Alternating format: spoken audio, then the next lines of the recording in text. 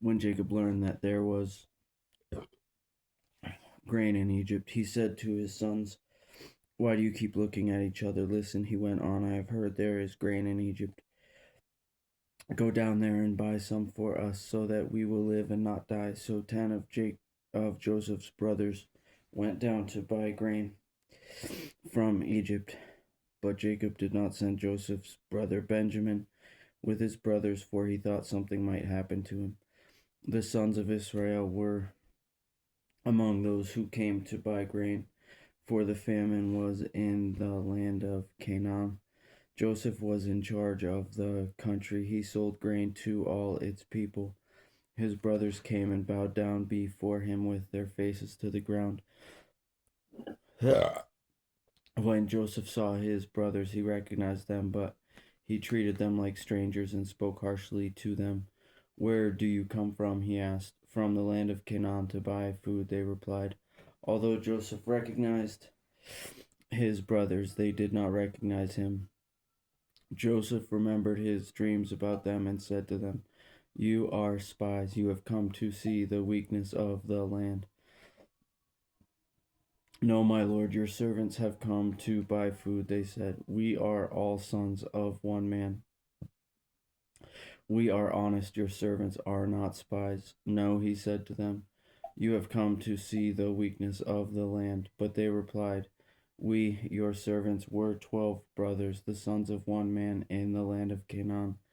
The youngest is now with our father, and one is no longer living." Then Joseph said to them, "I have spoken. You are spies. This is how you will be tested. As surely as Pharaoh lives, you will not leave this place unless your youngest brother comes here. Send one of your number to get your brother. The rest of you will be imprisoned, so that your words can be tested to see if they are true. If they are not, then as surely as Pharaoh lives, you are spies." So Joseph imprisoned them together for 3 days. On the third day, Joseph said to them, "I fear God. Do this, and you will live. If you are honest men, let one of you be confined to the guardhouse, while the rest of you go and take grain to relieve the hunger of your households. Bring your youngest brother to me, so that your words can be confirmed. Then you won't die." And they consented to this. Then they said to each other, "It is plain that we are being punished for what we did to our brother. We saw his deep distress when he pleaded with us, but we would not listen. That is why this trouble has come to us." But Reuben replied, "Didn't I tell you not to harm the boy? But you wouldn't listen. Now we must account for his blood." They did not realize that Joseph understood them, since there was an interpreter between them. He turned away from them and wept. Then he turned back and spoke to them. He took Simeon from them and had him bound before their eyes. Joseph then gave orders to fill their containers with grain, return each man's money to his sack, and give them provisions for their journey. This order was carried out. They loaded the grain on their donkeys and left there. At the place where they lodged for the night, one of them opened his sack to get feed for his donkey, and he saw his money there at the top of the bag. He said to his brothers, "My money has been returned. It's here in my bag." Their hearts sank. Trembling, they turned to one another and said, "What is this that God has done to us?"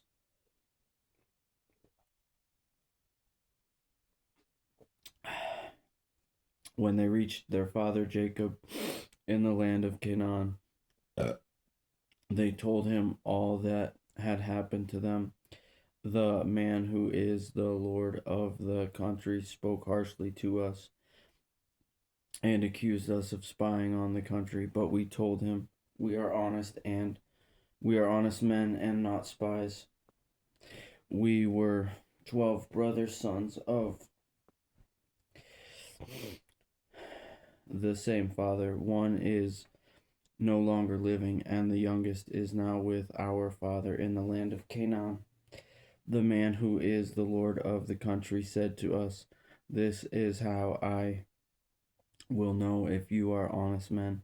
Leave one brother with me, take food to relieve the hunger of your households, and go. Bring back your youngest brother to me, and I will know that you are not spies but honest men. I will then give your brother back to you, and you can trade in the country. As they began emptying their sacks, there in each man's sack was his bag of money. When they and their father saw their bags of money, they were afraid. Their father Jacob said to them, You have deprived me of my sons. Joseph is gone, and Simeon is gone. Now you want to take Benjamin. Everything happens to me. Then Reuben said to his father, You can kill my 2 sons if I don't bring him back to you. Put him in my care, and I will return him to you. But Jacob answered, My son will not go down with you, for his brother is dead, and he alone is left. If anything happens to him on your journey, you will bring my gray hairs down to Sheol in sorrow. Now the famine in the land was severe. When they had used up the grain they had brought back from Egypt, their father said to them, Go back and buy us some food. But Judah said to him, The man specifically warned us, You will not see me again unless your brother is with you. If you will send our brother with us, we will go down and buy food for you. But if you will not send him, we will not go. For the man said to us, You will not see me again unless your brother is with you. Why did you cause me so much trouble? Israel asked. Why did you tell the man that you had another brother? They answered, The man kept asking about us and our family. Is your father still alive? Do you have another brother? And we answered him accordingly. How could we know that he would say, Bring your brother here? Then Judah said to his father Israel, Send the boy with me.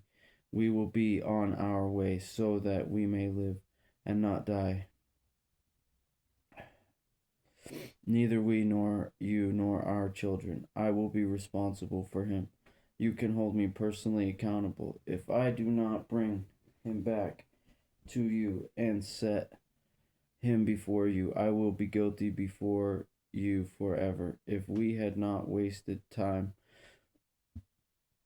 we could have come back twice by now. Then their father Israel said to them, If it must be so, then do this. Put some of the best products of the land in your packs and take them down to the man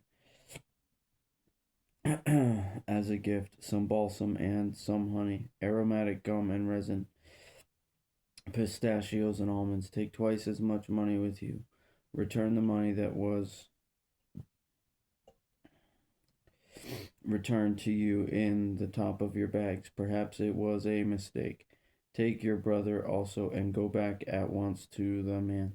May God Almighty cause the man to be merciful to you, so that he will release your other brother and Benjamin to you.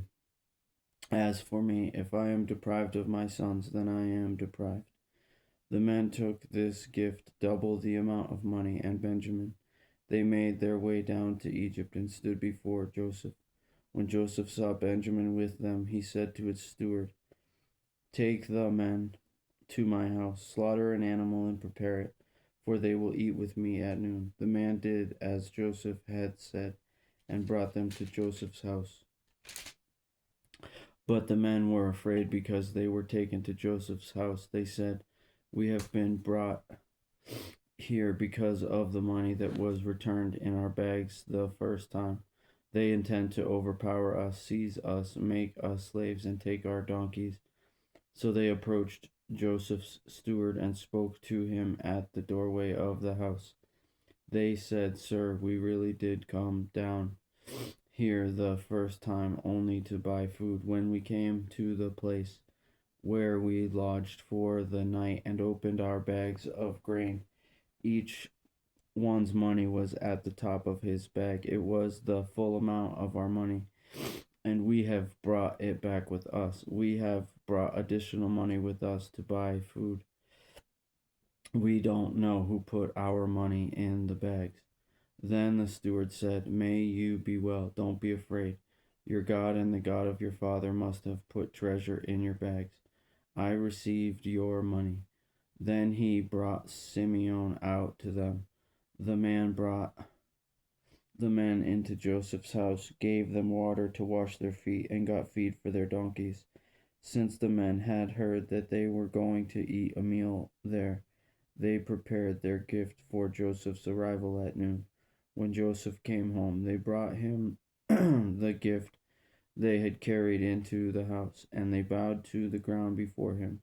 He asked if they were well, and he said, "How is your elderly father that you told me about? Is he still alive?" They answered, "Your servant, our father, is well. He is still alive." And they bowed down to honor him. When he looked up and saw his brother Benjamin, his mother's son, he asked, "Is this your youngest brother that you told me about?" Then he said, "May God be gracious to you, my son." Joseph hurried out because he was overcome with emotion for his brother, and he was about to weep. He went into an inner room to weep. Then he washed his face and came out. Regaining his composure, he said, "Serve the meal." They served him by himself, his brothers by themselves, and the Egyptians who were eating with him by themselves, because Egyptians could not eat with Hebrews, since that is abhorrent to them.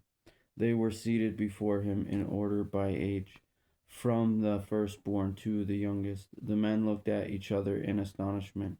Portions were served to them from Joseph's table, and Benjamin's portion was 5 times larger than any of theirs. They drank, and they got drunk with Joseph.